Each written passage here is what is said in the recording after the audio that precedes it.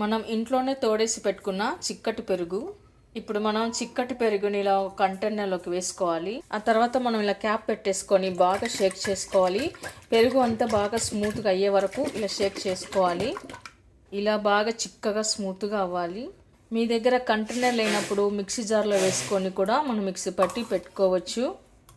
తర్వాత ఇప్పుడు మనం కడాయి పెట్టుకున్న అందులో కొద్దిగా 1 టేబుల్ స్పూన్ వరకు ఆయిల్ వేసుకోవాలి. ఇప్పుడు మనం కట్ చేసి పెట్టుకున్న అల్లం ముక్కలు వేసుకోవాలి, గార్లిక్ ముక్కలు, జింజర్ ముక్కలు వేసుకొని కలిపి పెట్టుకున్న తర్వాత కరివేపాకు, గ్రీన్ చిల్లీ, టమాటోస్ కాస్త మగ్గే వరకు కలిపి పెట్టుకున్న తర్వాత పసుపు, సాల్ట్ తగినంత, క్లీన్ చేసి పెట్టుకున్న spring onion, red chilli powder కలిపి పెట్టుకున్న తర్వాత పెరుగును వేసుకుందాము.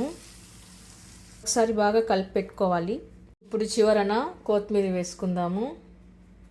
ఎంతో కమ్మనైన పెరుగు చారు ready. Thank you for watching.